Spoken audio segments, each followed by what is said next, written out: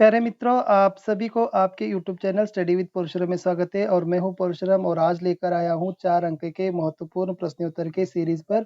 देखेंगे 4 अंक के प्रश्न कौन-कौन से। कृपया आप नए हो तो मेरे चैनल को लाइक, शेयर, सब्सक्राइब करने के लिए ना भूलें और सब्सक्राइब के साथ बेल आइकॉन दबाना है क्योंकि आने वाले वीडियो के नोटिफिकेशन आपको जल्द ही पहुंचेगी।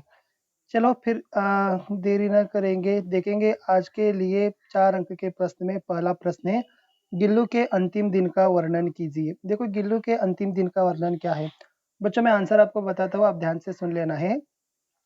गिलहरियों की जीवन की अवधि 2 वर्ष से अधिक नहीं होती है, अतः गिल्लू की जीवन की यात्रा का अंत आ ही गया।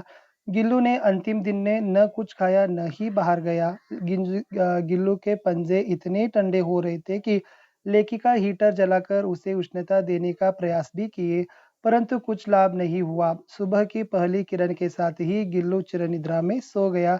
यह था गिल्लू के अंतिम दिन का वर्णन। प्रश्न 2 है, गिल्लू के प्रति महादेवी वर्मा जी की ममता के बारे में। ममता इसका अर्थ है कि बच्चों प्रेम। ओके, क्या है? पहला लिखना है कि महादेवी वर्मा जी पशु पक्षियों से अत्यंत प्रेम था और पशु पक्षियों से बहुत ही लगाव भी था और गिल्लू के जैसे बहुत कुछ कुत्ते बिल्ली भी उनके घर में थे और उन्होंने घायल हुए गिल्लू के छोटे से जीव को प्राण बचाया और जैसे ही मरहम लगाकर उसके बूंद में पानी एक बूंद पानी भी टपकाई और फूल रखने की एक हल्की डलिया में रुई बिछाकर वही गिल्लू का घर बना दी। और इतना ही नहीं, गिल्लू ही अपने थाली में यानी लेखिका के थाली के पास बैठता था, चावल खाता था और जैसे ही इस प्रति गिल्लू का बहुत ही लगाव था महादेवी वर्मा जी पर। यह था बच्चों आपका आंसर। कुल मिलकर 6 to 8 सेंटेंस हो गया तो बस। बच्चों अब आगे का प्रश्न है। आगे का प्रश्न बच्चों ये है कि बसंत की सच्चाई पाठ से है और बसंत की सच्चाई पाठ से जो पहला प्रश्न है कि बच्चों बसंत एक ईमानदार लड़का है कैसे? इसके बारे में भी 4 अंक का प्रश्न आ सकते हैं। बच्चों अब ये एक विषय आप ध्यान रखना है, 4 अंक के लिए 2 प्रश्न होंगे, 2 में से 1 ही लिखना है। ये दोनों प्रश्न ही एक ही पाठ से होते हैं। ವಿದ್ಯಾರ್ಥಿಗಳೇ 4 ಅಂಕದ ಪ್ರಶ್ನೆಗಳು 2 ಇರ್ತವೆ, ಅದು ಒಂದೇ ಪಾಠದ 2 ಪ್ರಶ್ನೆಗಳಿರ್ತವೆ, 2ರಲ್ಲಿ ಒಂದನ್ನು ಮಾತ್ರ ಆರಿಸಿಕೊಂಡು ಬರಿಬೇಕು. ಇಲ್ಲಿ ನಾನು 4 ಪಾಠಗಳನ್ನ ತಂದಿದ್ದೀನಿ. ಆ 4 ಪಾಠಗಳು ಬಹಳಷ್ಟು ಇಂಪಾರ್ಟೆಂಟ್ ಅನಿಸಿದ್ದು. ಸೊ ಅದರಲ್ಲಿ ಇರ್ತಕ್ಕಂಥ ಎರಡೆರಡು ಪ್ರಶ್ನೆಗಳನ್ನ ನಾನು ತಂದಿದ್ದೀನಿ. ಸೊ ಮೊದಲ ಪಾಠದಲ್ಲಿ ಗಿಲ್ಲುವಿನಲ್ಲಿರ್ತಕ್ಕಂಥ 2 ಪ್ರಶ್ನೆಗಳಾಯ್ತು. ಇನ್ನು ಬಸಂತ್ ಕಿ ಸಚ್ಚಾಯಿದಲ್ಲಿ 2 ಪ್ರಶ್ನೆಗಳಿದಾವೆ. ಒಂದನೇದು बसंत एक ईमानदार लड़का है कैसे? ಏನೆಲ್ಲ ಬರಿಬೇಕಪ್ಪ ಅಂತಂದ್ರೆ बसंत 12 वर्ष का एक गरीब लड़का था। वह एक नगर के बाजार में नंगे पैर फटे कपड़े पहनकर छलनी बटन दिया सलाई बेचता था और जैसे ही भाई के साथ प्रताप के साथ वह जीवन निर्वाह करता था और एक दिन उसका सामान बिक नहीं पाया तो उसने राजकिशोर से छलनी लेने के लिए आग्रह किए। राजकिशोर ने एक छलनी लिए और 1 रुपए के नोट दे दिए।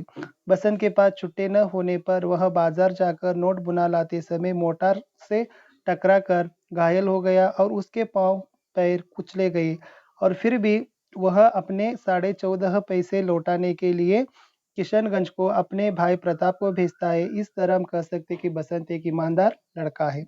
प्रश्न 2 है बच्चों, पंडित राजकिशोर के मानवीय व्यवहार लिखना है। पंडित राजकिशोर मजदूरों के नेता थे, लेक्चर देते थे, मजदूरों के बस्ती में जाकर मजदूरों की मदद करते थे और गरीब बसंत के आग्रह पर जरूरत न होने पर भी उन्होंने छलनी लेते हैं और जैसे ही प्रताप के मुंह से बसंत की दुर्घटनाग्रस्त की खबर सुनकर वह आहिर टीले जाते हैं और जैसे ही डॉक्टर के लिए फ़ोन करते हैं और एम्बुलेंस के लिए फ़ोन करते हैं, डॉक्टर से बुलवाकर इलाज करवाते हैं। इस प्रकार पंडित राजकिशोर के मानवीय गुण बहुत ही ಅನುಸರಣೀಯ है. ಇದು ಇತ್ತು ಮಕ್ಕಳೇ. ಇನ್ನು ಇಂಟರ್ನೆಟ್ ಕ್ರಾಂತಿಯಲ್ಲಿ ಇರ್ತಕ್ಕಂಥ ಒಂದು 2 ಪ್ರಶ್ನೆಗಳಿದಾವೆ. ಇಂಟರ್ನೆಟ್‌ನ ಲಾಭ ಮತ್ತು ಇಂಟರ್ನೆಟ್‌ನ ಹಾನಿಗಳನ್ನ ಬರಿಬೇಕು. ಸೊ ಇಲ್ಲಿ ನಾನು ಮೇನ್ ಆಗಿ ಪಾಯಿಂಟ್ಸ್ ಗಳನ್ನ ಹೇಳ್ತಾ ಹೋಗ್ತೀನಿ. ಸೊ ಇಂಟರ್ನೆಟ್‌ನ ಲಾಭಗಳನ್ನ ಇಲ್ಲೆಲ್ಲ ನೀವು ಬರಿಬೇಕು. ಒಂದನೇದು ಬಂದ್ಬಿಟ್ಟು ಸೂಚನಾ ಮತ್ತು ಸಂಚಾರ ಕ್ಷೇತ್ರದಲ್ಲಿ ಬರೀತಕ್ಕಂಥದ್ದು ಇ ಬ್ಯಾಂಕಿಂಗ್ ಬರಿಬೇಕು, ಆಮೇಲೆ ಇ ಕಾಮರ್ಸ್ ಬರಿಬೇಕು, ವಿಡಿಯೋ ಕಾನ್ಫರೆನ್ಸ್ ಬರಿಬೇಕು, ಐಟಿ ಮತ್ತು ಐಟಿಎಸ್ ಬರಿಬೇಕು, ಸೋಷಿಯಲ್ ನೆಟ್ವರ್ಕಿಂಗ್ ಬರಿಬೇಕು, ಇ ಗವರ್ನೆನ್ಸ್ ಬರಿಬೇಕು. ಇಷ್ಟು ಒಟ್ಟು ಈ 8 ಪಾಯಿಂಟ್ಸ್‌ಗಳೇನಪ್ಪಾ ಅಂತಂದ್ರೆ ಇಂಟರ್ನೆಟ್‌ನ ಲಾಭಗಳು ಆಗಿದಾವೆ. ಹಾಗಾದ್ರೆ ಇಂಟರ್ನೆಟ್‌ನ ಹಾನಿಗಳಲ್ಲಿ ಏನೆಲ್ಲ ಬರಿಬೇಕಪ್ಪ ಅಂತಂದ್ರೆ, ಒಂದನೇದು ಬರೀತಕ್ಕಂಥದ್ದು ಪೈರಸಿ ಬರಿಬೇಕು, ಬ್ಯಾಂಕಿಂಗ್ ಫ್ರಾಡ್ बरीಬೇಕು, हैकिंग बरीಬೇಕು, मुक्त वेबसाइट से मुक्त युवा पेट से आज युवा पीढ़ी क्या हो रही है कि फंस रहे हैं और वक्त का दुरुपयोग हो रहा है, अनुपयुक्त और अनावश्यक जानकारी हो रहे हैं और साइबर अपराधों में वृद्धि हो रही है, ओके। और इससे इंटरनेट से पाने वाले तथ्य और आंकड़े गलत भी हो सकती है। इस प्रकार इंटरनेट के आपको हानियां लिखना है। ओके, लास्ट तक पहुंच गए। लास्ट एंड बेस्ट वही है कि हमारा राज्य है कर्नाटक। कर्नाटक से दो प्रश्न है, दो प्रश्न में से एक प्रश्न तो आपको जरूर आएगा, चाहे वो 3 अंक के लिए हो या 4 अंक के लिए हो। निश्चित तौर पर यह दो प्रश्नों में से प्रश्न आएगा ही। अब ध्यान से आपको पढ़ाई करना है और उत्तर को भी लिखना है। सिंपल 5-6 वाक्य लिखे तो भी बस। पहला लिखना है कि बच्चों कर्नाटक की प्राकृतिक सुषमा नयन मनोहर है। क्या लिखोगे इसमें? लिखने की प्रकृति माता ने कर्नाटक राज्य को अपने हाथों से संवार कर सुंदर और समृद्ध बनाया है। कर्नाटक की प्राकृतिक सुषमा नयन मनोहर है। पश्चिम में अरबी समुद्र है, दक्षिण से उत्तर की फैली पर्वतमालाओं को पश्चिमी घाट कहते हैं।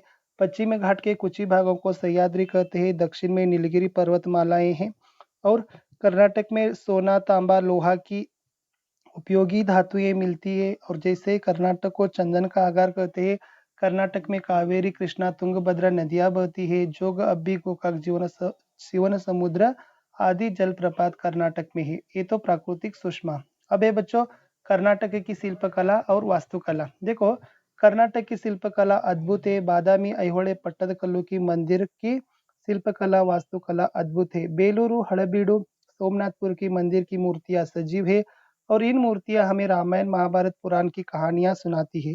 श्रवण बेलगोला की गोमटेश्वर की प्रतिमा त्याग और शांति का संदेश देता है।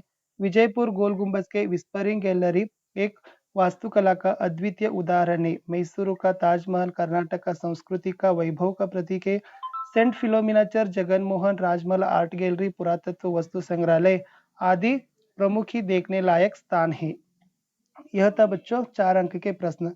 ವಿದ್ಯಾರ್ಥಿಗಳೇ, ಸೊ ಕನ್ನಡದಲ್ಲಿ ಹೇಳಿಕೆ ಪ್ರಯತ್ನವನ್ನ ಮಾಡ್ತೀನಿ। ಸೊ 4 ಅಂಕಗಳಲ್ಲಿ ನೀವು ಗಿಲ್ಲು ಪಾಠದಿಂದ ಗಿಲ್ಲು ಕೆ ಅಂತಿಮ್ ದಿನ್, ಆಮೇಲೆ ಗಿಲ್ಲು ಕೆ ಪ್ರತಿ ವರ್ಮಾಜಿ ಕಿ ಮಮತಾ, ಈ 2 ಪ್ರಶ್ನೆಗಳನ್ನು ನೋಡ್ಕೊಳ್ರಿ। ಆಮೇಲೆ ಬಸಂತ್ ಕಿ ಸಚ್ಚಾಯಿ ಪಾಠದಿಂದ ಬಸಂತ್ ಏಕ್ ಇಮಾನ್ದಾರ್ ಲಡ್ಕಾ, ರಾಜ್ ಕಿಶೋರ್ ಕೆ ಮಾನವೀಯ ವ್ಯವಹಾರ, ಈ 2 ಪ್ರಶ್ನೆಗಳು। ಇಂಟರ್ನೆಟ್ ಕ್ರಾಂತಿ ಪಾಠದಲ್ಲಿ ಸಂಪೂರ್ಣವಾಗಿ ಇಂಟರ್ನೆಟ್ನ ಲಾಭ ಮತ್ತು ಇಂಟರ್ನೆಟ್ನ ಹಾನಿ ಅವೆಲ್ಲವುಗಳನ್ನ ಸಪರೇಟ್ ಆಗಿ ನೋಡ್ಕೊಂಡು ಇವೆಷ್ಟು 2 ಗೊತ್ತಂತಂದ್ರೆ ನೀವು 4 ಅಂಕಗಳಿಗೆ ನಿಬಂಧಗಳನ್ನ ಸಹಿತನು ಬರೀಬಹುದು। ಯಾಕಂದ್ರೆ ಇದು ಪಠ್ಯಾಧಾರಿತ ನಿಬಂಧ ಇರೋದ್ರಿಂದ, ನಿಬಂಧ ವಿಧಾದಲ್ಲಿ ಇರೋದ್ರಿಂದ ಬಹಳಷ್ಟು ರೀತಿಯಾಗಿರ್ತಕ್ಕಂಥ ಇಂಪಾರ್ಟೆಂಟ್ ಇದೆ ಇದು। ಮತ್ತು ಕರ್ನಾಟಕ ಸಂಪದ 2 ನಿಬಂಧಗಳು ಇರೋದ್ರಿಂದ ಸೊ 2ರಲ್ಲಿ ಒಂದು ಪಠ್ಯಾಧಾರಿತ ನಿಬಂಧಗಳು ಇರ್ತವೆ, ಅವುಗಳಿಗೂ ಕೂಡ ನಿಮ್ಗೆ ಏನಾಗತ್ತಪ್ಪ ಅಂದ್ರೆ ಈಸಿಯಾಗಿ ಮಾರ್ಕ್ಸ್ ಗಳನ್ನ ಸೆಕ್ಯೂರ್ ಮಾಡಬಹುದು।